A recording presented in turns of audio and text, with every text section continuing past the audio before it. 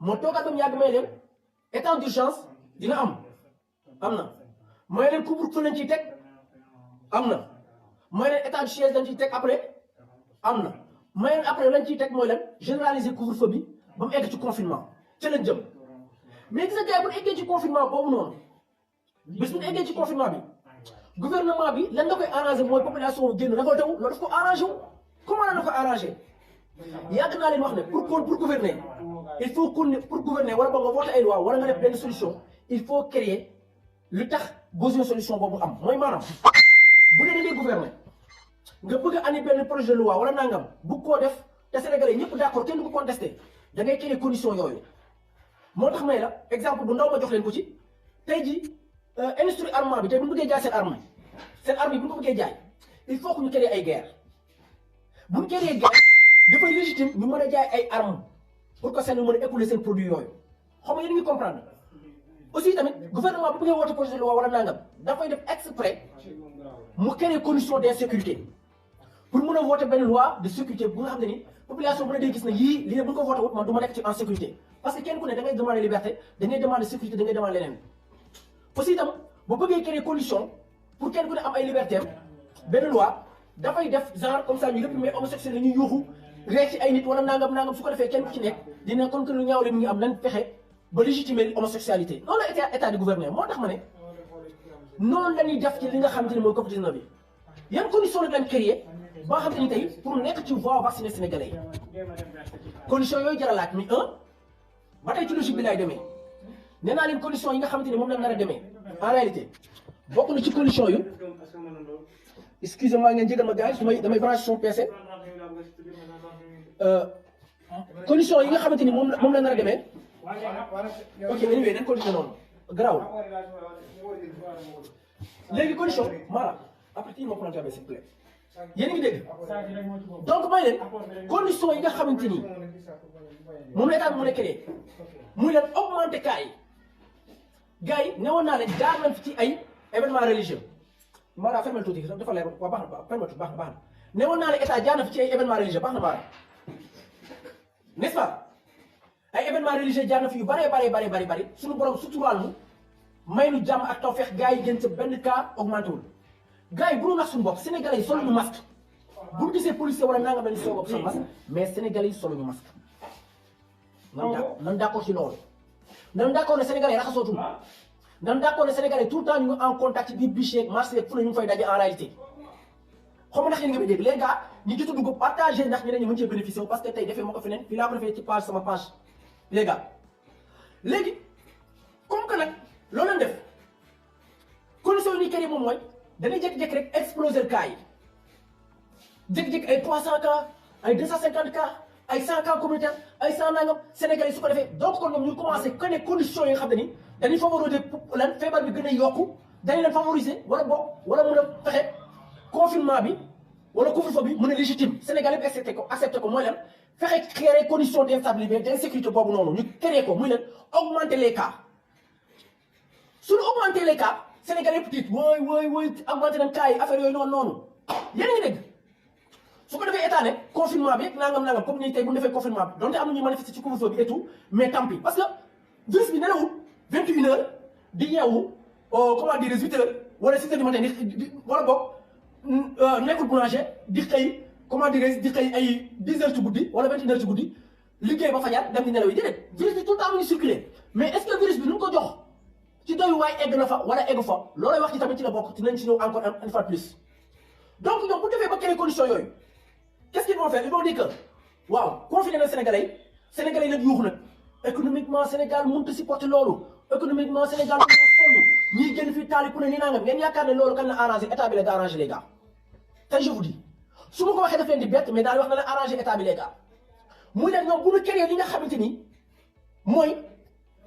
révolte populaire bi ñëpp dañuy révolté wu bu révolté woon nii makk na leen ok comme que révolté woo ngeen d'accord naa wax ngeen dëgg Sénégal techniquement économiquement socialement mënuñoo def confinement mënu fi am leneen mënu fi am kon donc nan bàyyi gars yi génn mais à condition que voilà stratégie bi duggee à condition de que boobu lan lay andi moo ñu ne léegi comme que ñun mun mënuñoo toog te génn liggéey économiquement dañoo faible dañoo pauvre il faut que sénégalais génn taaba ji léegi sénégalais mën nañoo génn à condition que chaque sénégalais ñu vacciné la li sénégalais yuuxu waay ñu ne ok ñu ko seen kuule nga leen ku bëgg a génn wala bëgg a am sa liberté dañ lay vacciné doo wàll kenn te kenn la wala mën a wàll yéen a ngi may dégg su ko defee sénégalais nga dégg naa man vacciné wu ma nangam ñu ne ok kaay ñëw ci chauffeur bi nga jógee exemple Touba nga lay dem Dakar vacciné wu ne amoo papier vert te yoon wi dootoo ko dolli dan lay rongati ñoom ils savent que chauffeur bi majeure partie yëpp da leen di rongati ci yoon bi maanaam ñi mot ci yoon bi da leen di rongati xam nañ ko mais dañuy bàyyi loolu mu dem parce que loolu day permettre mu mën a vacciner nit ñi parce que ki nga xam ne amoo papier vert ku taxaw tëri bu ko neexee mu laaj la 20 000 da nga koy jox far force ñu lay rongati su ko defee yow chauffeur bi économiquement boo demee ba tàyyi da ngay dem di vacciner nga am papier vert moo lay gënal ñu dem ci secteur privé bi dañuy génne ay décret ak ay loi mais fépp pour rassemblement wala secteur public wala privé képp ku fay liggéey ci dañ lay vacciner parce que da ngay nekk en contact da ngay nekk en permanence contact ak les gens mais xam nga ci ñeneen ñi njëkkee ñoom ñi ngi njëkkee ci li nga xamante ni mooy les militaires et les paramilitaires suñ paree ci li nga xam ne mooy comment dire personnel médical bi dañuy dem ci les militaires et les paramilitaires ak les personnes âgées xam nga militaires et paramilitaires moom du amul noonu amul huit chef rek bu ñu paree ci noonu jëm ci corps enseignant bi ak commerçant yeeg chauffeur de transporteur soog a ñëw ci élèves yi et autres su ko defee ku bañ a doo liggéey bu dee secteur privé bi ku bañ a yow doo liggéey les gars partagé parce que li dafa baax sénégalais xam ban stratégie le gouvernement bi utilisé pour mën a escanter li nga xamante ni war a bokk arrivé à leur fin war a bokk vacciner sénégalais de force sans autant que benn sénégalais mu neex mu naqari nga mën a bañ vacciner da nga koy amu ci accepté parce que conditions yi mooy tax mais nag ci kanam tuuti na leen wax ban solution lañ moo ci mën a am te solution boobu dina jafe loolu pour ñu def ko te goo mën a sax solution bi dina yomb les gars partagé da ci baax sénégalais mu ci jot léegi nag ñoom bu ñu defee noonu ñoom léegi bu ñu defee noonu ci li nga xamante ni moom mooy teg condition yooyu noonu secteur privé bi képp ku fay liggéey ci secteur privé bi da ngay vacciné wu far force mu neex la wala naqari la wala am na droit nu licencié la secteur public bi gis ngeen fu ñu koy jaaraat ci militaire yi paramilitaire yi corps enseignant yi vaccin far force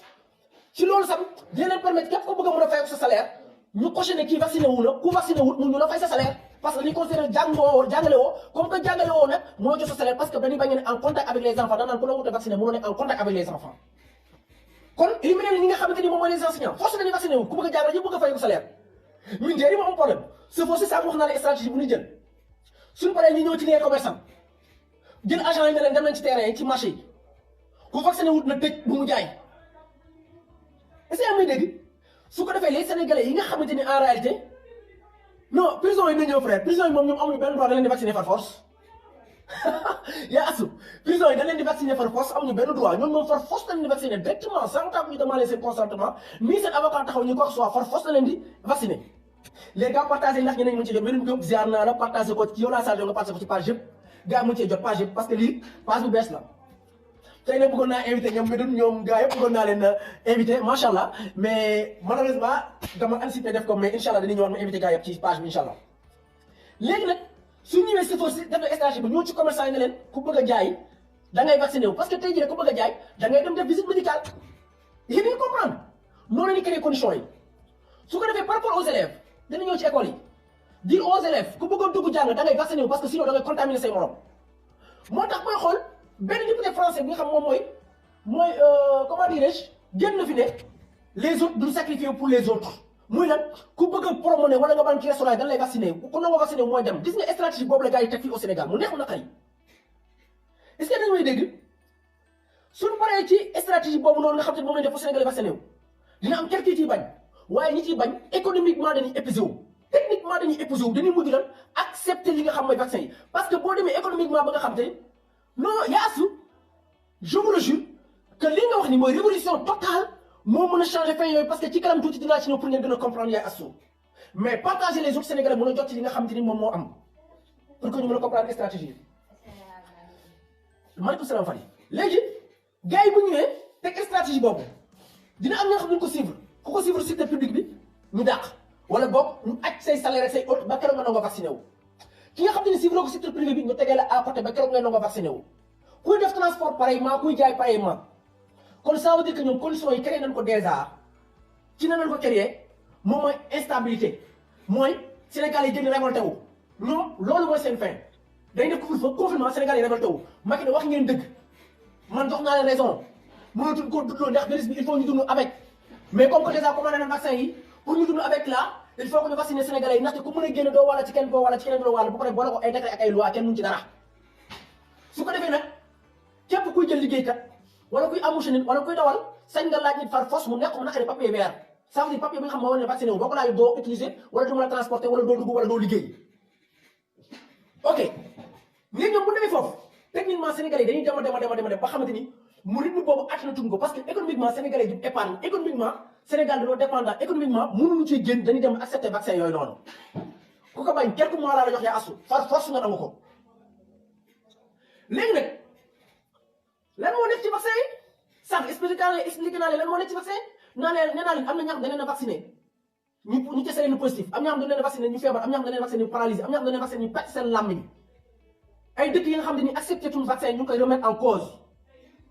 pour wax leen lu doy waar ci vaccin yi ak le pourquoi tey jii vaccin yooyu di jàll te nit ñi xamuñu ko muy lu bii li def ko les formations ak les Illuminati bokk ko defandoo ko ensemble vaccin yi di jàll le pourquoi muy jàll kaay ma wax leen ko tey soo jëlee Macron lu tax muy force vaccin yi ba jël tey vaccin yu Pfizer xam nga yéen nga may dégg lu tax mu jël ko Pfizer dafa amoon benn filiale bi ñuy wax bu filière alimentaire filière ba nga xamante ni day defar ay lekk ak yooyu noonu Pfizer benn gis nga en 2011 Macron moo négocié vente filière yaa ma nekk alimentaire Pfizer jaay ko Nestlé ci 11 milliards de dollars xaw ma 11 millions de dollars 11 millions de dollars Macron mi tey kon ngeen yaakaar ne gars yi ndax loolu hasard la tey Macron moom ñoo moo demaat tey ba nekk président Macron moom tey moo demaat ba nga xamante ni tey Macron moomu en personne tey mooy force vaccin yi gars yi même ba fàttaliku leen Sarkozy lu waxoon je sais bien nous irons ensemble ci ordre mondial bii et personne mënut a opposé wu pour teg ko ci wolof pour ñeneen ñi nga xam ne ni pour ñu mën ko dégg n'est-ce pas loolu la waxoon léegi nag tey loolu lu def yëpp muy keneen condition yi pour vacciner nit ñi par force tey Sénégal bu bañoon li ñu njëkk def mooy économiquement ils ont essayé ñu solo Sénégal économiquement salaire yi fii càng Macky di dem ba muy të nangam def ay pression de telle sorte quoi Sénégal accepté vaccin yi par force wala ci commerce international wala boog ci décision internationale yi presque duñ ko impliqué ci par force day accepté li nga xamante ni moom mooy vaccin yi te par force population bi lañ ko jël parce que pression boobu amee ci état bi da koy wàcc ci nit ñi boobaa nit ñi commencé nangam révolte ak ñàkk révolte ci yam par force noonu lañ koy defee wax leen ko tey ngeen dégg léegi nag ñoom vaccin yi nii ku ne xam ne moom faju li nga xam ne ni mooy coronavirus parce que waxoon naa ne vitamine D moo ko gën a efficace vitamine D moo ko gën a efficace chloroquine moo ko gën a efficace waxoon nañ ay taa lu ëpp ci ay médicaments yoo xam te ne moo gën a efficace vaccin bi ñu bëgg a force nit ki ndaxte boo xool taux de létalité bi mooy taux de mortalité bi est-ce que tellement élevé na ay 5 et 13 mais en réalité demal fi nga xamante ni ci hôpitaux yi ci yeneen maladies yi cardio rek lu muy rey kenn xamul nu mu toll ci àdduna mais gars yi nan la waxee dëgg dama ne seen multinationales yooyu noonu asu maa ngi lay jël léegi incha allah vite fait maa ngi lay jël léegi seen multinationales yooyu noonu ngeen bëgg a dégg ñoom dañoo am surtout multinationales yi mel ni ay mooy les médias gars yi les médias sama voilà fois passé wax naa leen lu tax médias yi naan topp naa leen coronavirus jéem ñu ko introsé jéem ñu ko démentir jéem ñu ko summi taatu neen Sénégalais xam en réalité lan la moo nekk ci wala jéem a wax fen yi nekk ci affaire bi dama ne gars yi qui sont les investisseurs ña ñooma médias yi bu leen fàtte médias yi ay entreprise lañ dañuy am bénéfice pour mën a fay seen personnel mais dama ne kan mooy fay médias yi kan mooy fay médias yi les gars ñan ñooy annonceurs yi moom mooy les mooy les multinationales ces multinationales yi ñoo ko moom mooy ay Bill Gates et autres yéen nga may dégg léegi nag ñooñu tey bu amee benn média boo xam ne day jéem a contredire seen projet wala mu koy jéem a mettre ay bâton xam nga lu ñuy def kooku dootu annoncé parce que ñoom groupe lañ am nañ doole puissant lañ ñoo yor finance su àdduna bi ñoo yor lu ëpp ci àdduna bi soit da ngay accepter promouvoir li nga xamante ni en réalité moom mooy seen corona bi ak seen vaccin yi promouvoir ko ñu assassiner la économiquement maanaam ñu rendi la fii Sénégal tere bu fi génn en réalité ne da ngay xëy Aliou Diémé ziar naa la wér gaa yi ñu partagé ñun ñëpp kenn ku ne na ko partagé télé bu fi xëy tey wala journaliste d'investigation bu fi xëy te nekkoo journaliste bu indépendant dépend ci Facebook wala nangam nga xëy ne da ngay jéem lan moo woon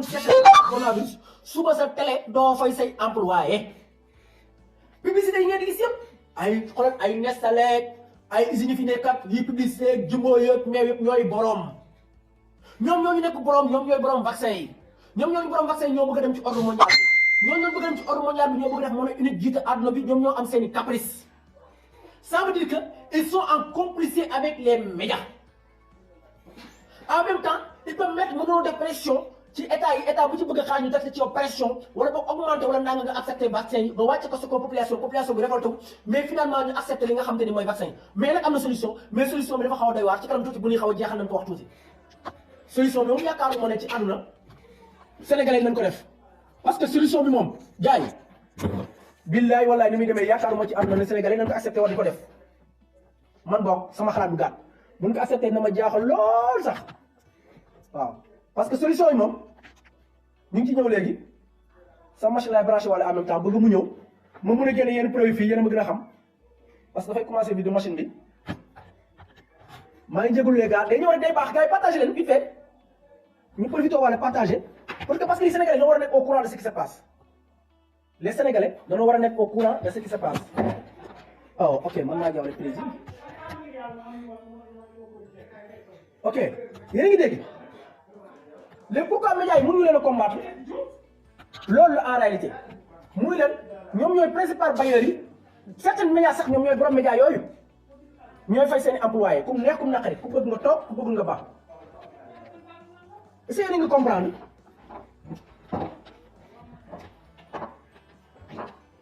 ok les gars excusez-moi maa ngi ñëw de les gars partagé machine bi laay branché bi fee nii pour allier le produit excusez-moi les gars ngeen jéggal ma tuuti gars yi maa ngi ñëw léegi nag gars yi ñëw bu ñëwee qu'est-ce qu'ils vont faire mooy dañuy mettre pression ci médias yi tas li nga xam Covid-19 grawal ko nangam mais est-ce que gis ngeen benn média bi nga xamante ni dem na ci hôpitaux yi chercher les bonnes informations pour informer les Sénégalais ndax affaire yi ñuy wax existé na wala déet wala ñu mettre point d'interrogation ci li nga xamante ne moom mooy communiqué officiel yi ñuy def te mën nañ ne communiqué ban muy officiel dëgg ñu mën ko accepter dafay am contre vérité wala contre vérification mais ban communiqué ngeen gis mu am contre vérification en réalité ma jox leen exemple bu ndaw fi ma dëkk ci Bawol gis na fi màggat yu bari ya nga xamante ni faatu nañ gars yi gis ngeen dañoo faatu ak coronavirus dañoo feebaroon bu yàgg ba nit ñi amatuñu seen espace ñu toog seen kër ñu jékki-jékki faatu seen kër gars yi bu ne hôpital ñu ne dañoo coronavirus te seen waa kër kenn isolé wu leen te kenn mosu faa coronavirus est-ce que yéen a ngi may dégg léegi gis nga stratégie boobu nga xam ne ni ñoom moom la utiliser en réalité non visa yi moom asu moom ku bëgg a voyager te wala moo dugal bu ne dañ lay piquer par force wala doo déplacé wu par force j'ai dit par force solution rek am na mooy toog suñu réew defal ko ak leen maa ngi ci ñëw incha allah yaa astu maa ngi lay dugal aussi yaa astu léegi nag ñoom bi nga xamante ni ñoom toll nañ foofu ban lu ñuy def mooy jënd nañ média yi moom ko forcé na état yi ñu accepté ko population poussé na leen ci xiif ak mar confiné leen ba mu di ñoom accepté loolu noonu yéen nga may dégg donc comme que ñoom toll nañ foofu noonu population bi ñuy commencé seete ñu ne aha ci loolu nag ci horizon 2021 comme ni ñu ko waxoon jëm horizon 2035 ñu commencé instaurer nouvel ordre mondial bi lan parce que léegi am nañ identité numérique nit ku nekk xam nañ foo nekk looy def looy mën di def ak loo mën di def gars yi bu leen nax seen bopp dama ne ces informations là ak ces filles ak ñi nga am seen bàyyi dañoo riche ñu gëm ne ñooy moom àdduna bi ñooñu bu ñu juddoo 12 ans la ñuy commencé def ay kuréel di ci nekk ay kuréel satanique exemple George Bush bu mag ak Bill Clinton ñoo bokkoon benn kuréel satanique bu ñu bokkoon doon dimbalante moo tax ils n'ont jamais été des adversaires ñooñu li ñu am comme programme dañuy fexe jël ñi nga xamante ni moom mooy en réalité ñoo gën a fort ci ñoom ñu teg leen dans les instances de décision pour que mun a arriver à leur fin maanaam li ñu bëgg a def ci àdduna bi maanaam ñu def ko en réalité est-ce que li may dégg ñoom ñu mën koo def en réalité moo tax ñu bëri lu comprendre mooy déjà nouvel ordre mondial bi ak les lobbies maçonniques ak ñenn ñi des ñoom tamit seen i plan bu yàgg ngeen xeex ngeen révolté wu ñoom am na fu ñuy jaar pour ngeen vacciner wu par force parce que xam nañ ne lenn rek moo ko mën a téye mooy soulèvement populaire total wala boog révolution totale moo ko mën a téye te loolu xam nañ ne presque du am ñoom xam nañ ko parce que ñoo moom armée ñoo moom ñoo dirigé armée bi ñoo dirigé police ak gendarmerie ñoo moom médias yi ñoo moom économie bi ñoo koy orienté nu mu leen neexee ñoom lay politique seen biir entre eux vous les voyez tout le temps ñuy màttante te ñoom ñëpp presque ñoo ci bokk peu de personnes ñoo ci bokkul mais tous les gens puissants moo tax tey su ma nee la su ma la joxee 1 milliard samay live ne la doo mës a génn tant que bokkoo ci kuréel boobu noonu tant que bokkoo ci seen kuréel boobu bu ma la joxoon 1 milliard pour nga mën a investir tant que bokkoo ci doo ci génn dis-moi comment yow loo defar ba di ko jaayee 100 francs ñu bu leen a contrat ñoom ñu investir ci keneen wala ñu financer keneen kooku ñëw di jaayee fukki dërëm nga daanu ñu teg pression état def nan solution bi maa ngi ci ñëw frère Sonko la ok c'est vrai mais maa ngi ci ñëw incha allah léegi nag ñoom bu leen tegee pression yow da ngay mujj séddee ça veut dire que loolu moom moo tax suñu dëkk yi mel ni Afrique wala yeneen dëkk yi wala bokk seen bopp mënoo jékki-jékki rek suleeku nangam moo tax y a des gens riches ici au Sénégal ay jaaykatu drogue yu mag lan ay formation yu mag lan jëruñoo ñee président chaque jour ma wax leen ko du ngeen ma gëm mais ça ñoo ko wax boo ko waxee ñoo la ëpp doole dañ lay tëj vite fait mënoo ci dara ben ce sont leurs lois ñoo moom ay lois ñoo moom gendarmerie ñoo moom police ñoo moom armée ñoo moom média yi ñoo moom Facebook ñoo moom lépp ñoo moom Twitter ñoo moom sax yow nooy bi ngay nooy en réalité mu neex la mu naqari parce que ñoom loo leen organisé woon mais ñun ci bokkul de telle sorte on a été danoo bett ba telle sorte que ñun organisé wuñ ba tax ñoom à chaque fois lu mu bëgg te ñoom ay minorité lañu mat ñu sax 1 milliard ci àdduna bi mat ñu sax 500 millions ci àdduna bi mais à bas âge ngay gis ñoom dañuy judd rek ñu naan jaar nañ ci école bu baax jaar nañ école bu baax on s'en fout ñoom bu ñu jaaree ci école bu baax ñoom dañuy génn tekki par force bu ñu génnee tekki qu'est-ce qu'ils vont faire moom mooy ils vont essayer la contrôler li nga xamante ni moom mooy entreprise de consommation yi sécurité yi bien-être santé beeg lépp ñu occupé ko sommet bi yëpp ñoo koy occupé à base de médias yi yëpp léegi loolu la ko occupé moom moo tax ñoom lépp lu bëgg a def ci ñoom day facile ci ñoom tranquille ndax entre eux moo tax nit ko tëdd ne la formation la wala Illuminati la yombul moo tax cercle boobu noonu ñu am seen bit moo tax ñu mën a contrôler àdduna bi économiquement moo tax may la tant que système capitaliste bii Sonko doon wax su ma ko gars yi waxee gars yi di tant que ñu ngi ci duñ développé parce que en tant que suñu modèle de développement en tant que suñu modèle de société ni ñuy dundee bokkul sax système capitaliste et libéral tant que mu ngi am doo ci génn parce que système capitaliste et libéral tey jii man su ma amee 1 milliard Bill Gates am ay milliards et milliards may concurrence ak moom gars yi lan waxante dëgg damay perte Bill Gates mën naa tegle 30 ans pour ma perte bu ma jaayee 100 francs mu jaay 1 franc 30 ans du ko wàññi dara ba ma daanu mu soog a ñëw jaay 40 francs moom en réalité c'est ça comme noonu la ñuy def ñoom da ngay gis benn entreprise bu mag ne fi nga jékki-jékki daanu ne loolu lan moo ko daaneel parce que ñoom ñooñu woo na leen ci franc-maçonnerie woo na leen ñu bokk ci lobby bi bokkuñu ci qu'est-ce qu'ils vont faire dañuy ñëw ngay jaay 40 ñu jaay 30 suñu jaay 30 nga dem yow ba mu mënatoo jaay nga jaay leen sa entreprise ñu jël entreprise yooyu dajale leen fusionné leen au lieu que ñuy jaayee 40 ba doon jaay dañ koy yokk sax jaayee ko 60 wala 80 parce que ñoo yor monopole marché bi ñoo décidé te ku bëgg da ngay jënd ku bëggul nga baax kon gis ngeen ñoom seen organisation nu mu demee léegi nag dafa am ñaari mbir yu ko mën a arrêté muy croissance démographique bi nga xamante ni noir ñu koy am ak religion musulmane gars yi du hasard su maçonnique yi wala franc-maçon yi suba ngoon ñu jóg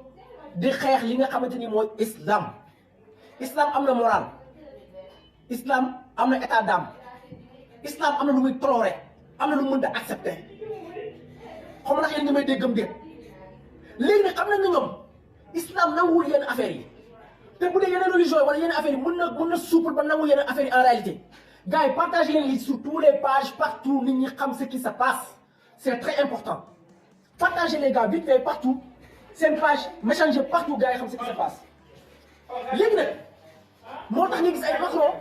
ñëpp singale li nga xamante ni mooy les musulmans singale leen en réalité voilà kii tuuti yaa ngi dégg singale leen pour à ce que li nga xam moom mooy religion jullit yi fexe ba sikkal ko ba jeunes yi duñ ko adapté wu duñ ko épouser ko autant pour moi jeunes yi duñ ko bëgg dañ koy bañ dañ koy ragal dañ leen di tiital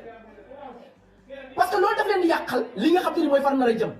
loolu moo tax ma ne la chaque jour moo koy wax ñu bëri bàyyiwuñ ci xel ma ne te bu ñu xel islam fu ñu ci jiitu mooy Sénégal xam nañ ne sénégalais kenn mënu ko forcer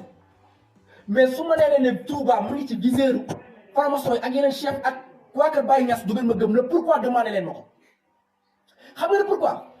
dama ne Argentine waxoon naa ko samay laaf ñu bëri bàyyiwuñ ci xel Argentine Brésil nangam ku fa tuub murit yàlla tuubal waaye boo ñëwee fii Afrique sous raison bi ku fa tuub ku ne waa Kër Baye Niass ñoo la tuubal ay 100 millions talibé leen am mais malheureusement suñu kilifa diine yi est-ce que xam nañ ñoom porté bu nu am xam nga am na benn laaj ma génnoon ne leen kilifa diine yi bu ñu génnoon rek ne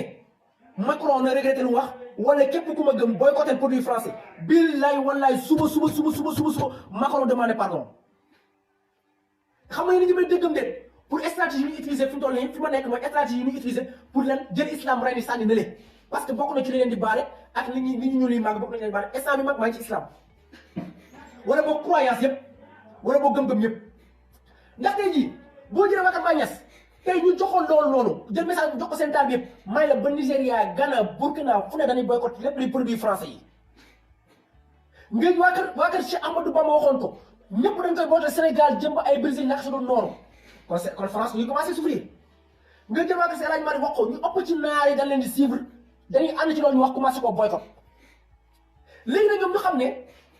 ci religion diine jullit ñu ci ëpp ñu ci am doole léegi te parce que comprendre wuñ porté bu ñu am wala boog mesuré wuñ ko muy waa Sénégal ak seen confrères yi mooy na la ñuy def ñooñu ba attaqué leen mais bu leen ñu ko attaqué mooy fexe ba du leen dugal ci instant de décision yi xam nga tey boo jëlee ku ma ne si Mountakha Mbacké si Mountakha Mbacké mënut a bañ a wax ne ñuy solee masque il faut mu wax ñu solee masque si Mountakha Mbacké mënut a wax nit ñi leen raxas loxo yi il faut mu wax ko mënut a wax nit ñi bu leen manifester parce que kilifa la mënut a yee violence mais ba nit ñi fa ñuy décider fu fekkoon ne moom ma nga fa wala am na fa représentant bu toog officiel gars yi bu décidé ñoom ñu xëpp ci mami ne leen du dem du am parce que lii du ay dëgg ay caaxaan la xaw ma ndax yéen a ngi may déggam déet kii mu ne Elzo mu ne ma grand bi man benn affaire laa bëgg a xam lan mooy formation ak lu leen tax a jóg s'il vous plaît maa ngi lay répondre léegi frère maa ngi lay répondre léegi incha allahu rabbi léegi waaw léegi nag ñoom li nga xamante ni loolu leen def moom mooy te Pastef tey bu ko def nit ñi ne ah attention comme que waa Pastef wala yeneen ña nga xam ne nee ñoom dañoo bëgg leen fexe dugg ci institution li nga xamante ni moom mooy suñu quatrième pouvoir mooy quatrième pouvoir spirituel nga xamante ni yenn ñoom dañ ko moral mooy sax waxoon naa leen képp ku gëm islam am na yoo xam mënoo ko accepté mënoo accepté ay ngóor jigéen mënoo accepté ay formation mënoo accepté leen sa dëkk xalaatoo ko accepté mais nag malheureusement ñooñu chef religieux yooyu woote wuñ loi fekk mun fan koy bindee amul ci décision amul ci kàddu daal la tax dañ leen isolé rek ne leen gars yi ne ñëw ziar leen pointre barre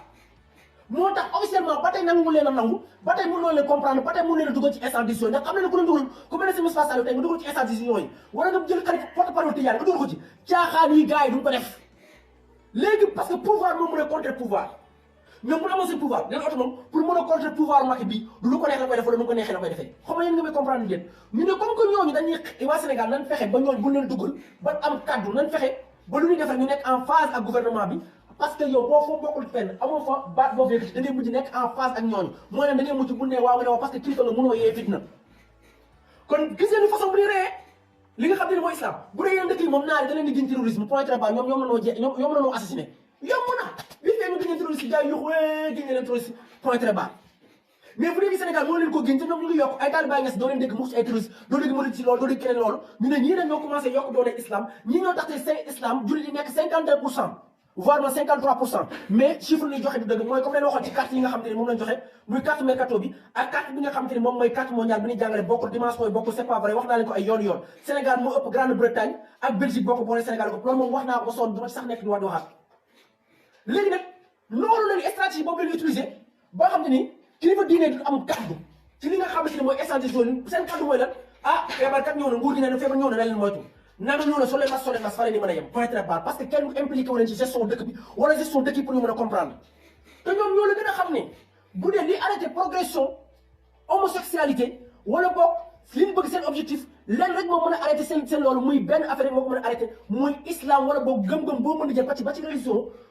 catholique sax accepté wul yéen nii ba ci yeneen religion yi accepté wuñ ko xam na ne loolu moo leen mën a freiné comme que loolu la mën a freiné te yeneen dëkk yi moom gaaw na ñoo séddee fu mel ni Arabie Saoudite moom ñoo dàq caaxaan ñu xam ne dëkk yéen ñoo gën a gëm gën cee dëggu ñu ne Sénégal la ok mais nag attention Sénégal dafa am benn affaire bu ñu dégg muy ndigal na leen tey naag fexe na leen di infiltrer nan tey naag fexe seen doom yi dañuy solo ay peew góor ñi nan tey naag fexe li nga xamante ni pudeur dafay deñ gars yi di sol lu bon nangam di ko doxantoo comme que gis ngeen seen stratégie nu mu grawee du tax may leen vaccin yi dañ ko vacciné par force comprendre leen da leen dem ñu ne attention noir yi ñuy commencé bari te suñ commencé bari ñun dañu mujj obligé jël li nga xam te ne mooy suñu multinational andi ko ci ñoom te bu ñu ko andee ci ñoom dana leen formé te bu leen formé ñu yeewu te comme que bu leen formé ñu yeewu du leen mën a vacciner du leen mën a piloter du leen mën a vacciner ok comme que loolu nag mu ngi am en réalité nan fexe ba ci biir vaccin yi moo tax may lañ benn vaccin Pfizer bi dafa am bu ñuy vacciné waa Europe am bu ñuy vacciné sénégalais yi bi ñuy vacciné sénégalais yi ak africains yi mooy lan bi nga xam ne dañu cee yokk jaasir pour bu la ko dugalee li ngay mën a jur day wàññeeku wala daanaka dootoo jurati ñu ne nag nan fexe boo wàññi leen parce que techniquement nit ki bu bëree États-Unis ñoom ñuy wàññeeku Belgique di wàññeeku ñoom juróotum di jaasir yow ngay jug di gën di bari amatul sens ñuy jëlee fi matière da ko yóbbu di ko produire foofu di ko andiwaat fii di ko jaay amul sens balaa teg ñu délocaliser seen usine yi maanaam jëlee ko foofu sàmm ko fii di defaree fii di jaayee fii parce que marché bi mooy gën a yaatu mooy doon marché bu gën a am solo mooy doon marché bu ëpp doole ci marché yi yéen ñi may dégg gars yi ñu ne na leen jaasir loolu noir yi jël ci ëpp doole ci ñoom ñu nekk ay éternel ouvrier ñeneen ñi nga xam ne ñoo ci gën a faible ñu dee duñ mën a progresser ti ñu mën di bayee Afrique di fa jëlee matière première di ko andi suñu dëkk yi xam ndax yéen a ngi may déggam dégg gagaay xam ndax yéen a ngi may déggam dégg léegi ñaar yooyu noonu moo nar a arrêté li nga xamante ni moom mooy gouvernement mondial instauré bu ñu bëgg a teg loolu mooy arrêté li nga xamante ni moom mooy ñoom seen i mbëbët léegi nag lan moo koy jëlee nag solution bi ci li ñëw solution bi dana les gars solution bi dafa nekk li nga xamante ni moom mooy soulèvement populaire ay système capitaliste ay nangam sunu modèle de développement ànd ak loolu nekk loolu en face ba ci ñu ñu defaree suñu pouvoir ay pouvoir judiciaire exécutif législatif nangam bokkuñu sax ñu socialement dundeewul noonu te techniquement séparation des pouvoirs mënut a am parce que dundeewul noonu Sénégal mën na am ba 4 pouvoirs ba 5 pouvoirs à la fois pouvoir spiritualité boobu Sénégal yenn affaire yi valeur du deñ parce que bu boobaa ku fi bëgg a dugal peew wala yenn tissu wala yenn ñàkk say ñoom leen ko saytu ku fi bëgg a def yenn jàkka yi wala yenn affaire yi ñoom nañ ko saytu ku fi bëgg a dugal yenn film yi comme jamono lu ñu sonné def yéen ñoom nañ ko saytu ba ne lii ànd ak suñu aada suñu cosaan lii mënta nekk na génn dàq nañ ko mais ñun bu leen écarté ñooñu am contrôle ci loolu heure bu leen neex dugal ko heure bu leen neex dugal lu leen neex homosexuels yi am libre ñëpp libre moo tax raison pour laquelle gisu ko fu ñu tëjee góor jigéen moo tax genre bi mën a dugg moo tax législatif ñoom mënuñu cee ngaan parce que ñoom da leen ne bu leen politique kilifa diine waxta politique alors que politique moom war a def mooy lan politique bu gérer dëkk bi xool valeurs yi gën a dëgëral valeurs yi dàq lépp li nga xamante ne baaxul ci duñu dàq ko sàlli bu dëre ñu continuer les gars léegi nag révolution bi nga xamante ni Awa Ndiaye gérer na la encore yow tamit révolution bi nga xamante ni ñoom en réalité moom mën a dindi ñi mooy tey kilifa diine dugg ci session bi ndaw yëpp daw dugg ci kilifa aada yi yenn militaires yëpp taxaw ne cette fois-ci dafa doy basé tuñ ci modèle économique gu Europe basé ci seen modèle de développement basé wuñ ci noonu dañuy tëggal suñu lépp ba ci jàng bu dee jàngal suñu doom sax bëggatuñ ko révolution totale vaccin y compris et autres bëggatuñ ko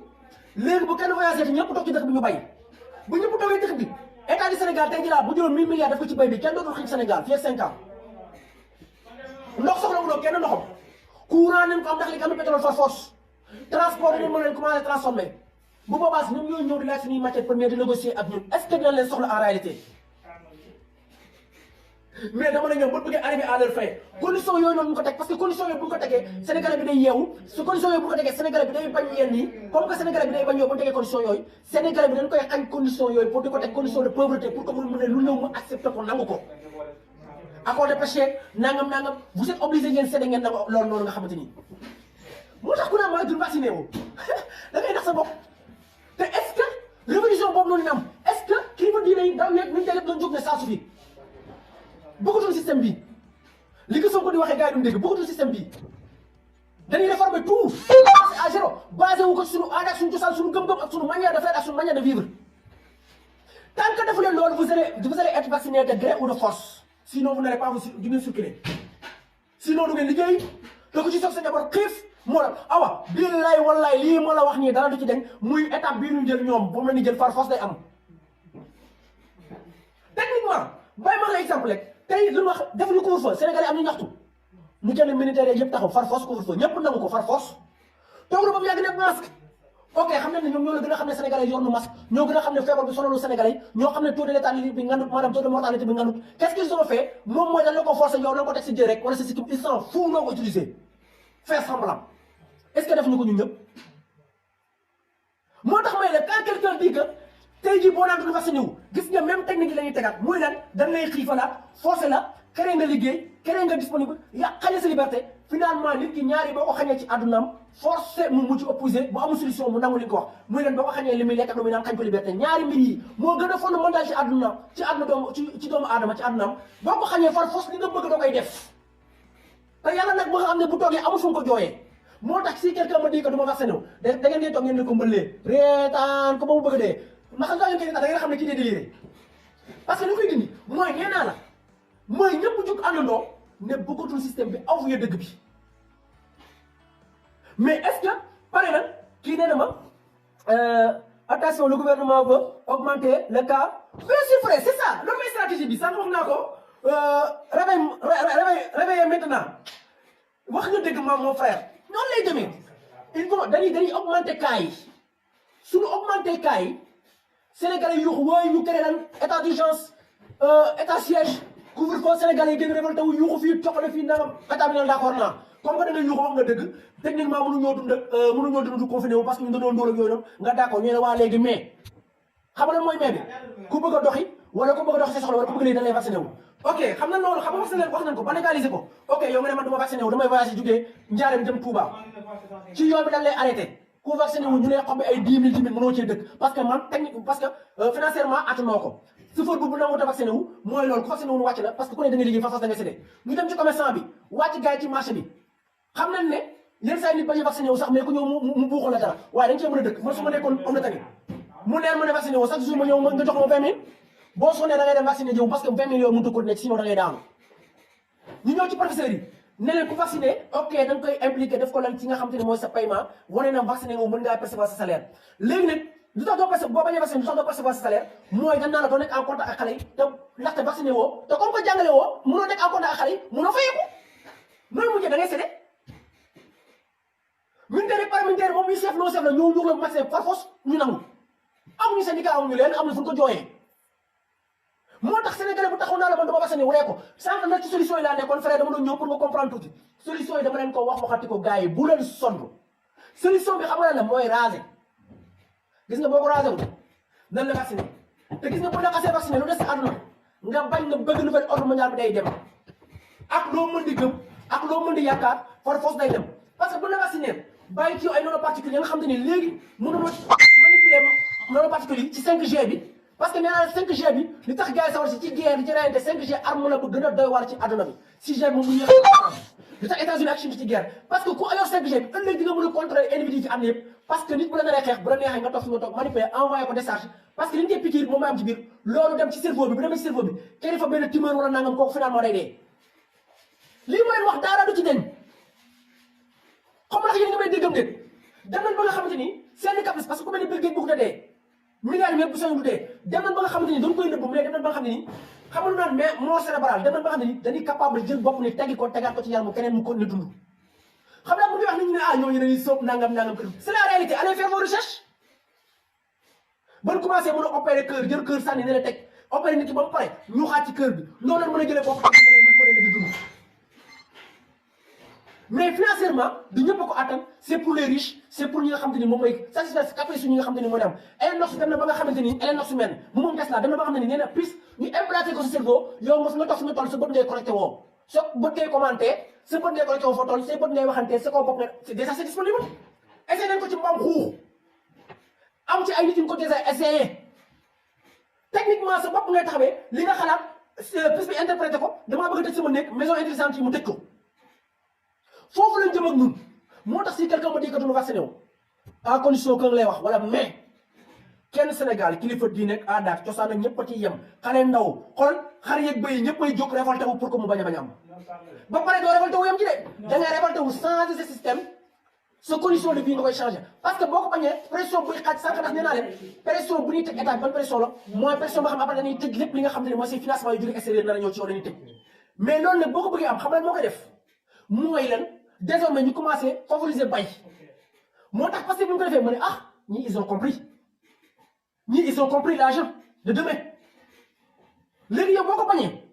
ci sa produit yi ñuy importé léegi jël ñu côté ci biir nga jël ko du ñu broyer ay boissons moo tax sama live yoxoon naa leen moo tax ay boissons ay meew ñoom parce que produit yi ngeen di importé nga xam ne doo ko broyer da nga koy naan directement bu leen neexee dugal ko ci biir xam nga yéen nga may comprendre ça gis ngeen ay cancer coronavirus parce que pour les industries pharmaceutiques yi dem ci ñi defar habillement boobu dañ ci def ay poudre wala nangam nga xam ne yow boo ko soxee da ngay feebar moo tax suñu jigéen bi nga gis ñuy teg seen soutien ci fekk ay médicaments ak suñu thermos ngeen ci fekk ay médicaments parce que industrie pharmaceutique bi il faut que moom mu dund te pour mu dund il faut mu créer condition il faut mu créer ay maladies comment ils ont créé des maladies sida dañ koo créé malaria dañ koo créé Ebola dañ koo créé Covid-19 bii du sonal nit ñi tey dañ koo créé ils ont tout créé parce que tant que kenn il faut que tey solution pour mu am faaw nga créer problème bu amul looy trouver solution loo indee solution day ko dara loolu moo tax ma ne gars yi loolu mooy solution loolu mooy ñëw ci kanam léegi nag solution bu koy dindi wax naa leen ko ñëpp jógandoo ñëpp comprendre ko ñu sensibiliser ñëpp mais est-ce que ñëpp leen mën a sensibiliser point d'interrogation est-ce que am na mooy logistique bi ban média mooy nangu